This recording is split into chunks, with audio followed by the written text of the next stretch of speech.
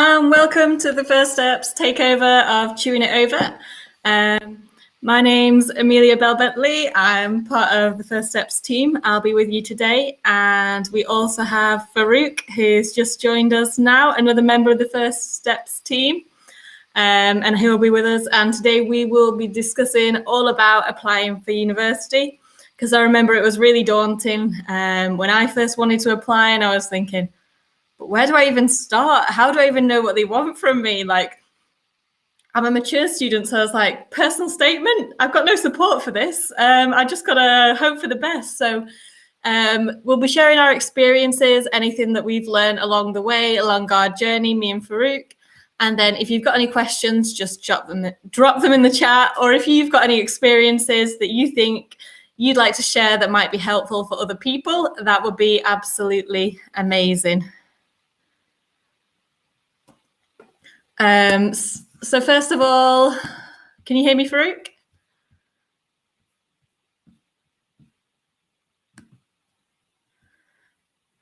So I think we're having a few difficulties with getting Farouk through at the moment. But once he comes through, I'm sure he can chat away with me. But a lot of the things that I was worried about when I was applying was writing my personal statement and knowing what information people wanted, and like how my previous experiences related to physiotherapy. So it's definitely worth making sure you chat through with someone who knows about it. But I found also like talking about my experiences of physiotherapy, so any work experience I'd done, but then also my other work experience or my other extracurricular activities or other things I'd done, such as volunteering at a farm to support art for some school children with special needs and things like that. And then what I'd learned from that, and then how I could apply it to physiotherapy to sort of really make you stand out. So perhaps you've got a weekend job or something like that, a sales job or something like that, and it's like those communication skills that you can then apply to physiotherapy and things like that in your personal statement. I think for me, one top tip is to make sure you always get it proofread, because I am horrendous at spelling. So yeah, I definitely need to get it proofread. You might have read it through it so many times and it's not starting to make sense, but if you get someone to proofread it, I would definitely recommend that. And in terms of the interview process, once you've thanks for that distinct physio. Yeah, it's really important to build that experience. Definitely. I know that when I was applying for universities, they all wanted me to have experience before, but that was really difficult because I contacted local trusts and they would only give me maybe an afternoon or a day's experience, which felt to me at the time quite short, and it was quite difficult to get that. So I know it can be difficult to get that experience in that universities want, especially if you don't have contacts. So sometimes you've got to be creative. Maybe you've got to contact a local charity instead, or a private company, if you can't find a local NHS trust that will take you on, because that's one thing that universities really look for. In terms of interviews, if you're lucky enough to get through to the hey, Farouk, you've made it.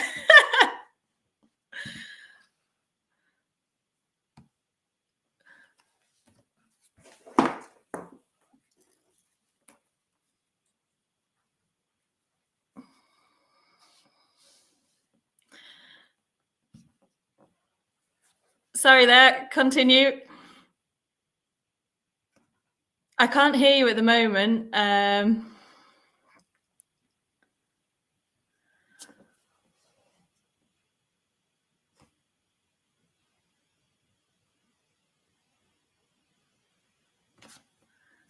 Yeah, so once you've done the application process, and then if you manage to be successful, then you might get invited for interview. So I know that I found that really daunting, especially if you've got to travel far away from home. You've got to think about getting there, you know, you've got to think about what you're going to wear. You want to look smart. And then it's all that prep, but prep thinking about the profession, you know, why have you chosen to study a physiotherapy? What is that thing that's driving you. And for me, it was really, I know that what motivated me to study physiotherapy is I wanted to work more with people. I've been involved a lot with netball and things like that. And I'd seen how much difference that made to me. So I knew that physiotherapy could have so many benefits to people. And I just really wanted to be a part of that. It was really a positive decision for me. And then I also spoke to a physiotherapist about, how they found it, like what sort of things they did. And, I just found it amazing. And their passion for the profession, that was one of the key things that really motivated me. So, yeah, so there's so many things to think about. But yeah, definitely when you're doing that interview stage, think about why you wanted to be a physiotherapist, and then why that university. And do your research on the university and things like that. And they expect you to have a bit of background knowledge about the medical side of physiotherapy, but not super in depth, but just willingness to apply yourself within the interview process. And yeah.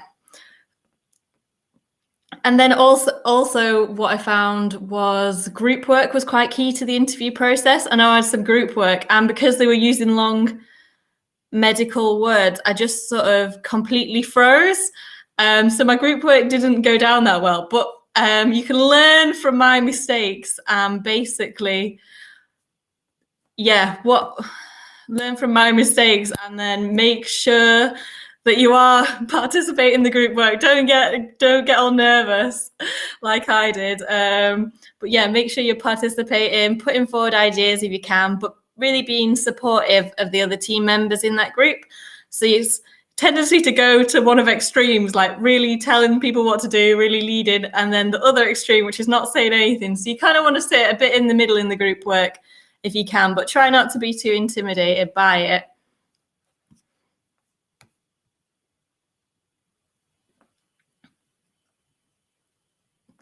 Oh, thank you. I'm hoping I can't hear Farouk at the moment for some reason. I'm hoping I can hear him soon. Because it is more fun if I'm chatting to him. I think he's going to go out and come back in again. Yeah. I've also wrote a few more notes down on different things. Yeah, but I also found having a few backup universities, so applying to a few different places, because the interviews in different places were completely different.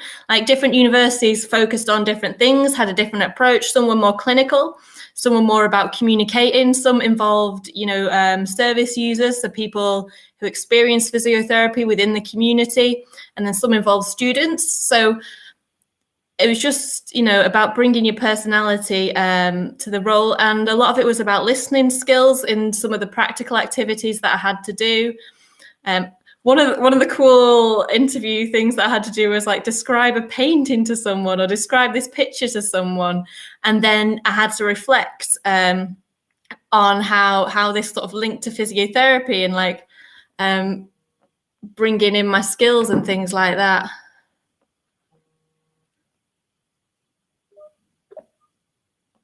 You need to bring me into the backstage.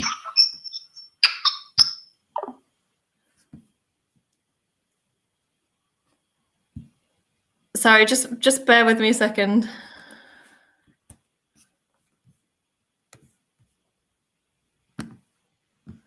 There we go. Can you hear me now? It's not my fault. I couldn't remember how to do it. And no worries.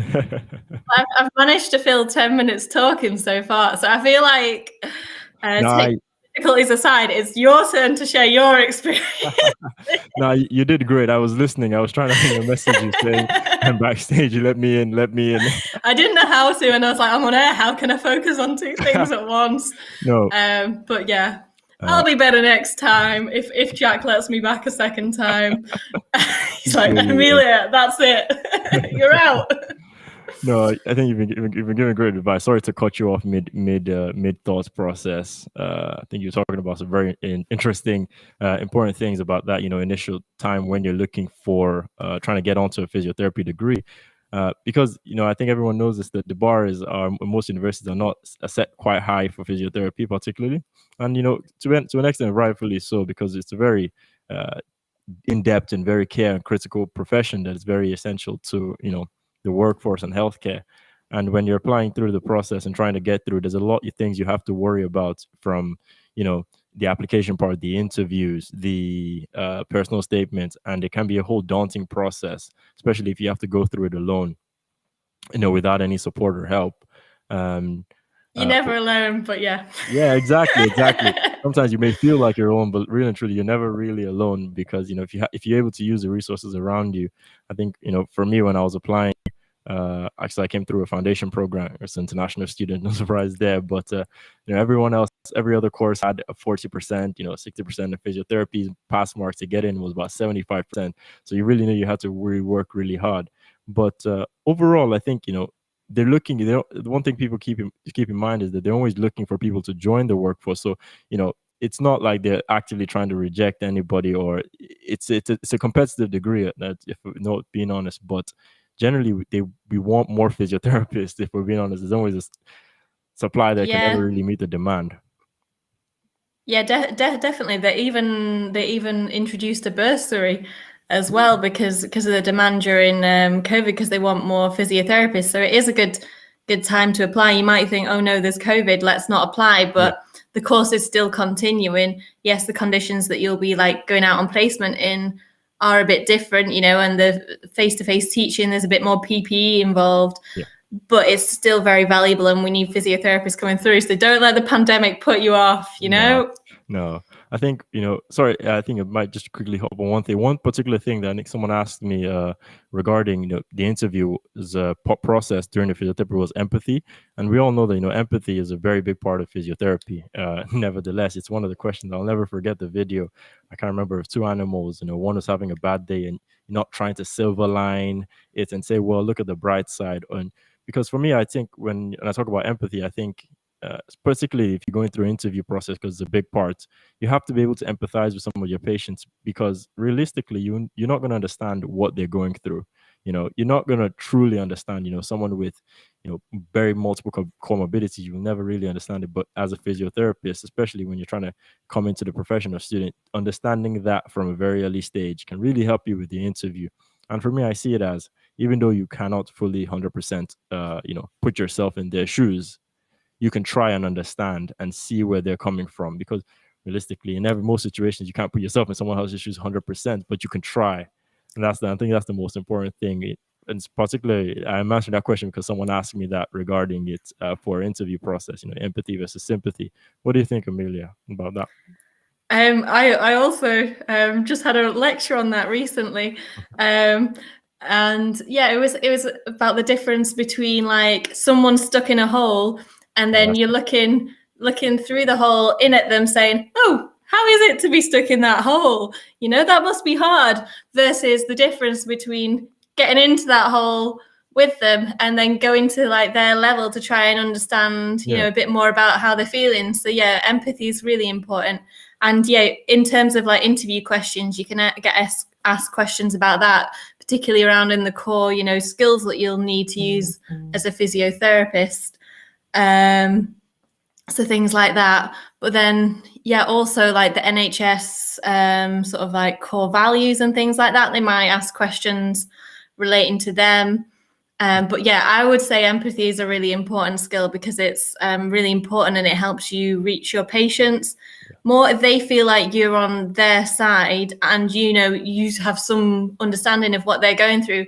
They're going to engage more in rehab, and they're going to connect more with you, and they're going to have higher adherence levels. So yeah, exactly. I agree, Farouk. And if we stay on interview questions, possibly is, when they ask questions like, what do you think you can bring to physiotherapy? And just generally, when going into an interview, I think one of the most important things that you can have is confidence. Because if you don't have confidence in yourself, it's very hard for them to have confidence that, you'll be very good on the course.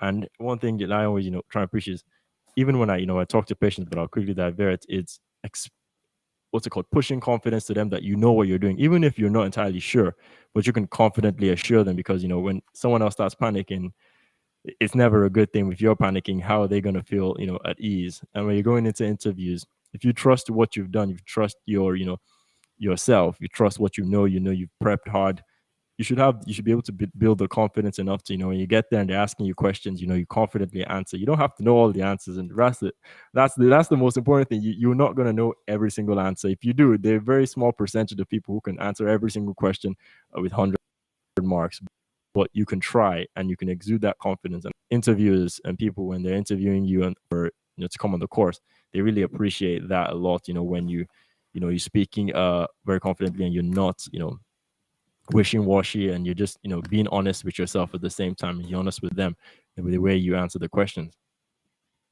Yeah, so I know that I was really not confident going into my interviews and things like that, and I was really nervous. I'd stressed about it the whole day before, and I was just so exhausted by the time I got to the interview. So how would you come across confident in that sort of situation? Or what if you're not feeling confident, and you're really nervous? What are your tips for those people it doesn't come naturally for? Yeah, so I think, everyone, as I said, everyone is slightly different. Some people are, a bit more shy. Some people are way overconfident. Some people are around that sweet spot. But you have to, it's something you have to, introspectively look at yourself and identify where you fall on that spectrum beforehand. You don't want to get to the day of the interview and then you start trying to figure out, am I confident enough? Something you want to look at within yourself prior, and then find a method. The one I really like is, fake it till you make it. Sometimes even if you fake, but not with treatment techniques. You got I get that. Yeah, definitely.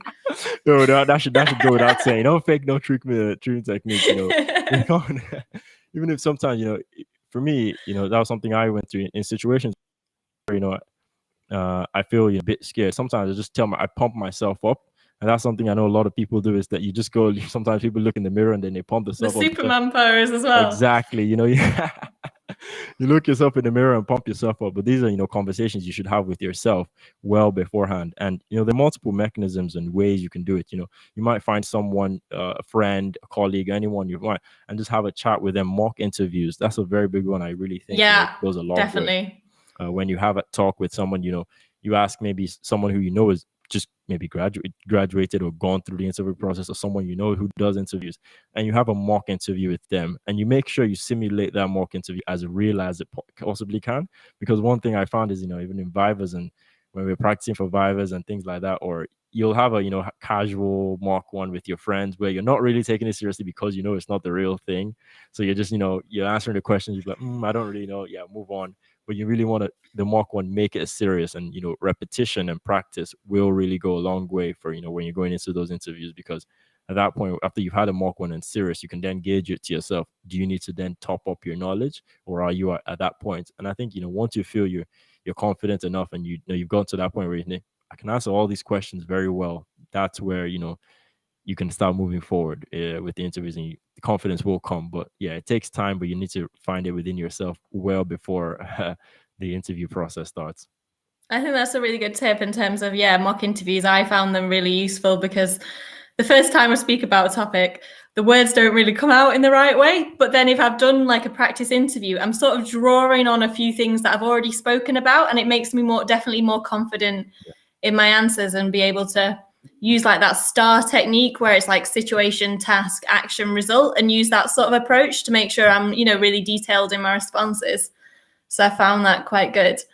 I also, one thing I wanted to draw attention to is that sometimes, not always the case, but sometimes there's places left in clearing at universities, even if you're not successful the first time.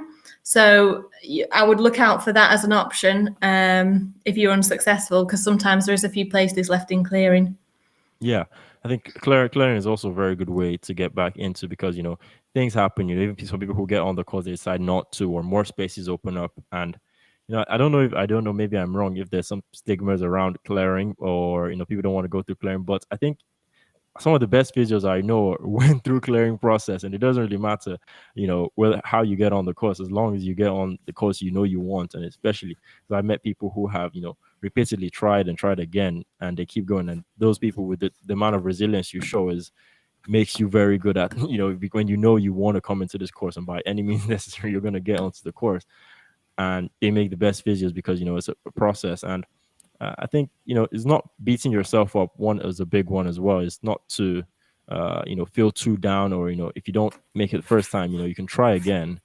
And there's always opportunities coming. I know a lot of times when I was, applying for universities, I applied to, 3, 4, and I didn't get all of them. But the ones I got, I was quite happy with. And I took whatever I could from the interviews I wasn't successful in. But it's then that moving on to the next step. And once you're on, you're on.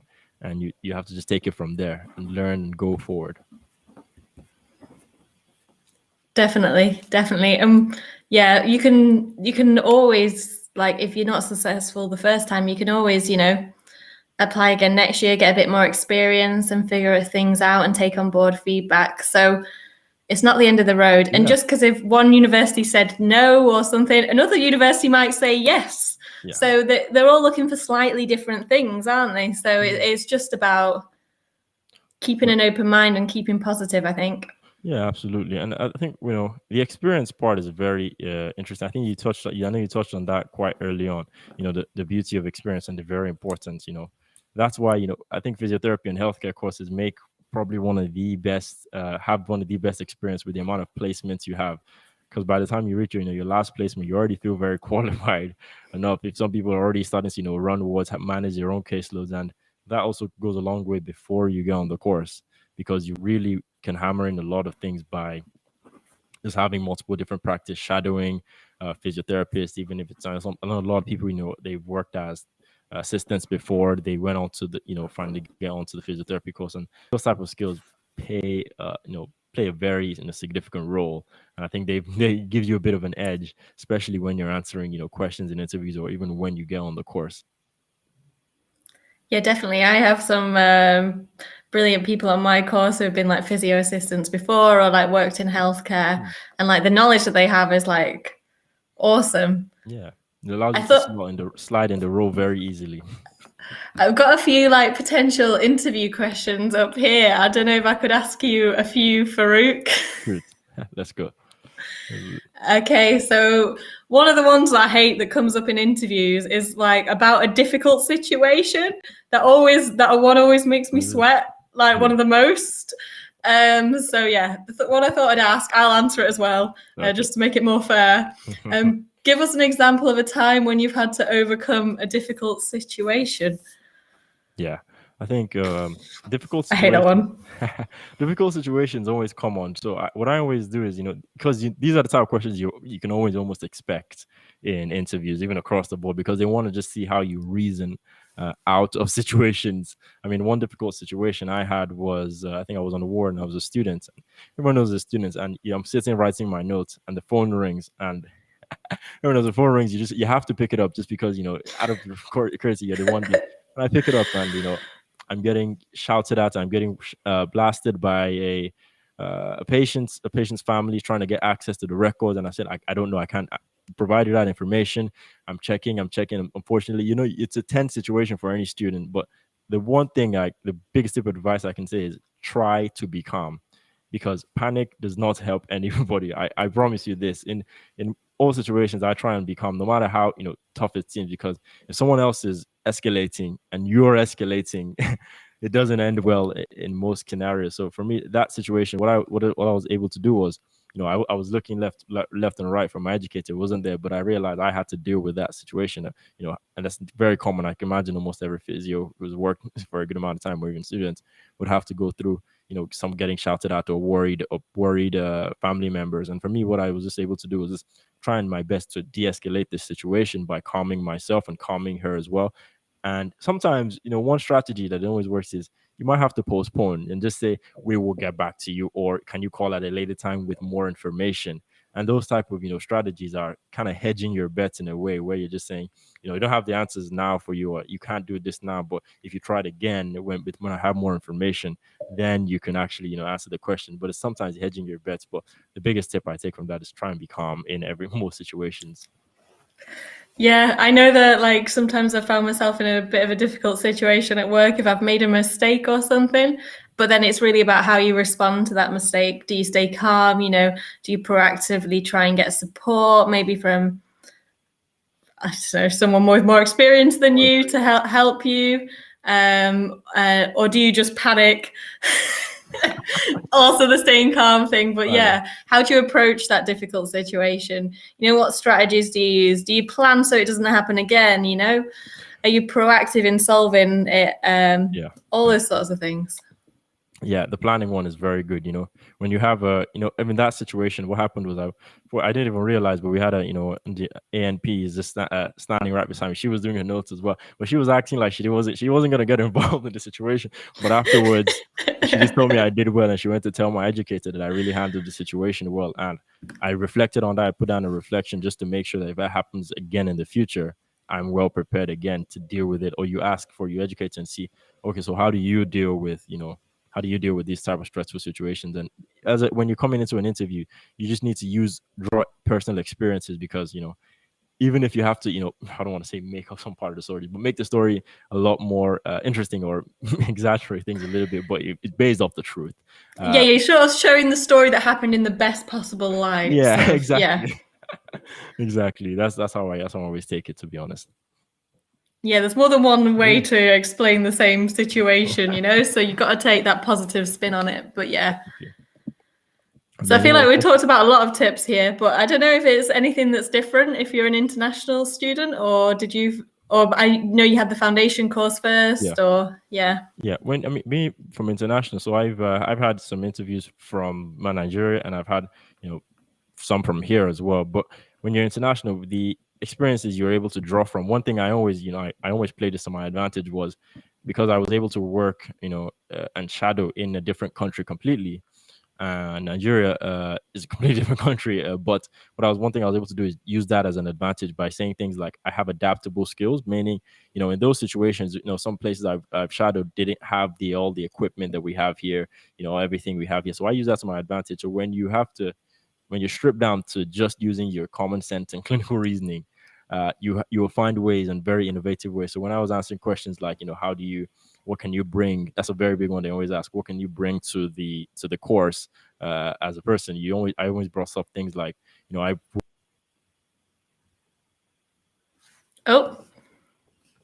I think you've just broken up a bit there. Nigeria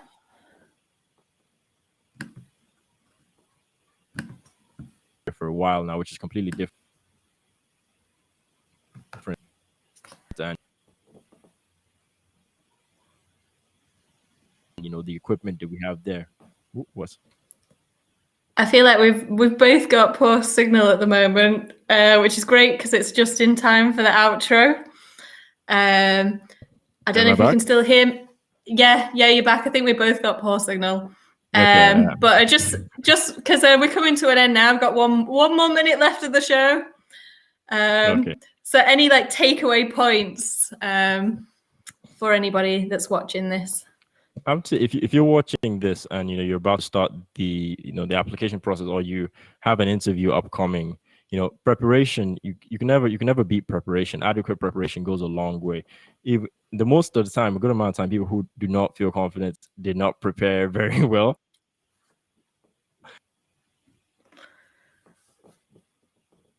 And I can speak from it. I can attest from that, from the ones where I know I work and I did all the ground. That's enough time and plan, and with proper planning and proper the success rate is way higher than if you and confidence and calm. You know, those are my three, you know, tips I'll give everyone: prepare, be calm, and be confident. You know, we go into I agree there. I like that. Definitely the confidence. I think for me, if I was to do my interviews again or my preparation again, I would think, you know, how could I work on my confidence? Would it be like speaking to a friend who really believed in me and, you know, saw all those good sides of me that would make me a good physio, and getting them to help me with the interview process and build up my confidence that way? I think that would have been really helpful for me. Absolutely. Oh, one more thing is use Twitter, use social media as much as you can. You know, send messages, ask people and don't be shy. I know a lot of times, you know, some people are worried that people are generally nice on Twitter, I find, in the physio community, and they're willing to help you, even though they don't know you. I've had personal experience. Jack Marsh helped me a lot, setting my podcast just by asking, and he helped it. Just send a message, and people don't, even if they can't help you, they'll point you in the right direction. Brilliant. So that's it from us today. But yeah, we've been First Steps, taking over, chewing it over. Join us the first Tuesday of every month on Chewing It Over for more, hopefully, good content. It will be good. We guarantee. It's a First Steps guarantee. It will be good content. Excellent. Right. Bye. Take care, everyone.